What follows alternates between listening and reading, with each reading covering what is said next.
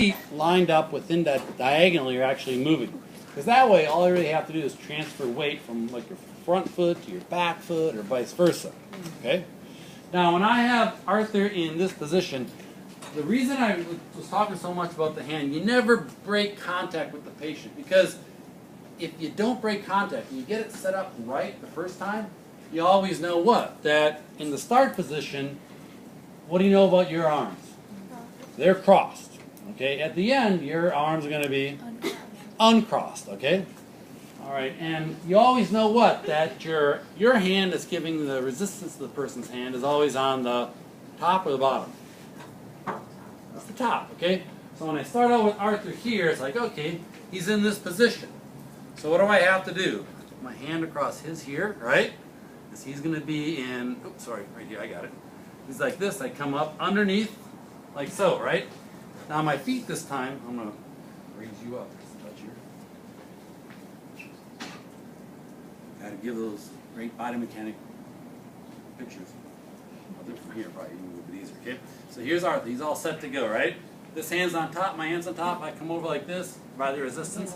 And what I basically do now is I have my feet in the plane of motion. So what do I do? So, okay, Arthur, bring that hand on up.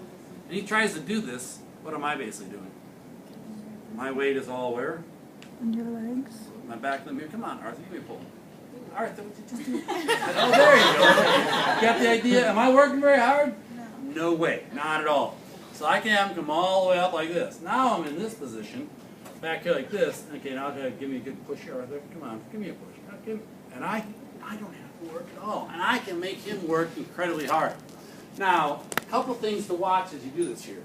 How you position your body weight makes a big difference, number one. But also, you may find that people have certain types of weakness that might be associated with one muscle group versus another. So you may want to go ahead and focus on one of those components. And that's very easy to do. And what they'll often say is, okay, you can do it where you come through the actual range, and Arthur's coming out like this, and I get to a certain spot here, and he seems a little bit weak. Okay, and I can say, okay, hold this position. Go ahead, kind of hold it for me, and then I start doing this. What am I doing here at this point? Quick stretch. Louder. Quick stretch. Quick stretch. What's happening here? I'm pushing him down into this position of elbow flexion. And Arthur, what are you doing? Just naturally. Yeah, he does it. He doesn't even know. I don't even have to ask him to do it. The moment I give that quick stretch, I can feel the difference. Okay? When I start the entire diagonal, people will say, okay, I have something like this. Okay, here you go. Ready to go, Arthur? Here we go. Oh, wait a second. Don't make me. I'll tell you when, okay? Okay, and you mark, get set. And when I say go, just before I say go, I give them a little stretch. Why? Activate all the muscles going this way. So here we go. Ready to go, Arthur? On your mark, get set, go. And the moment he does that, now I give him a quick little stretch, and he gets all these muscles activated, right? What am I doing when I give a quick stretch? Activating the primary onion spirals and the secondaries, right?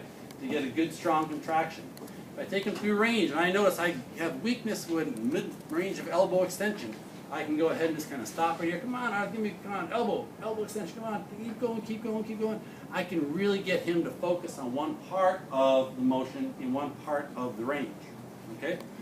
That quick stretch at the beginning, use all the time. If you're doing any type of contract, relax exercise, okay, we have contract, relax, okay. When I ask for that AC for crack, guess what I do at the very beginning?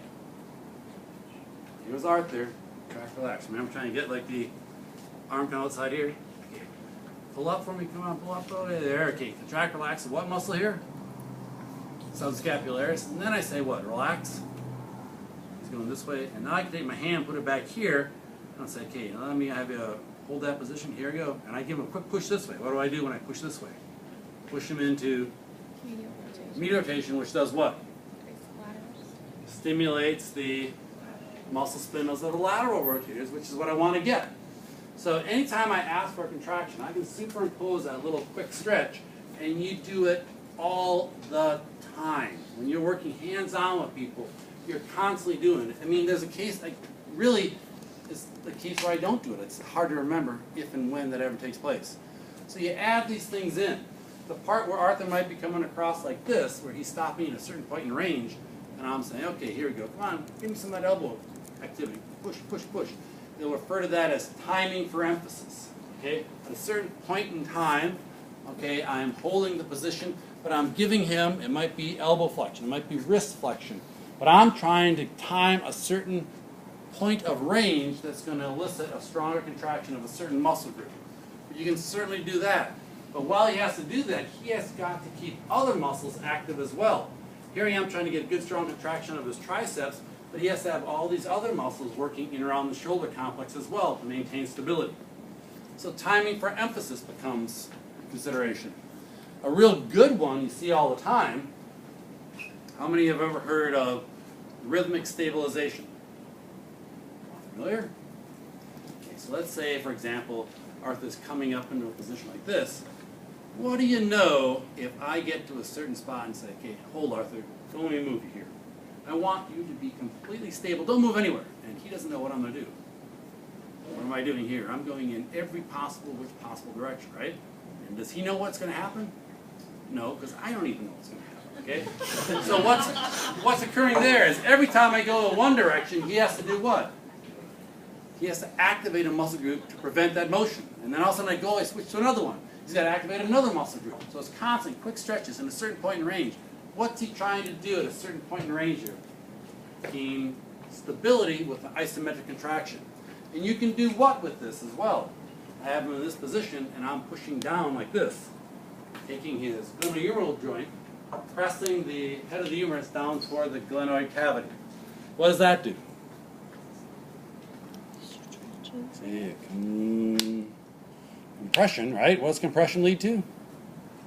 Takes all the fluid, pushes it out to the periphery, Mixing. activates the capsule and get what?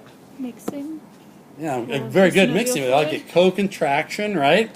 Get stability, okay, in and around the joint itself. So that type of rhythmic stabilization with compression, another very common consideration, particularly in and around the shoulder complex. So the bits and pieces of PNF are going to be there all the time. Okay, how you use them and for what purpose is kind of your call.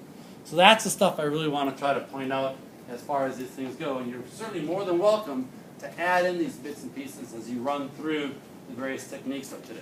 All right? So any questions so far there? We've done one FD, okay? And we've added some of these quick little stretches and so on. Now we want to make sure you're doing nice stuff with body mechanics as well. Okay. So what's left? If we've done one FD and I'm working back and forth across here, now what do I have to do? The lightsaber. So Arthur, I'm practicing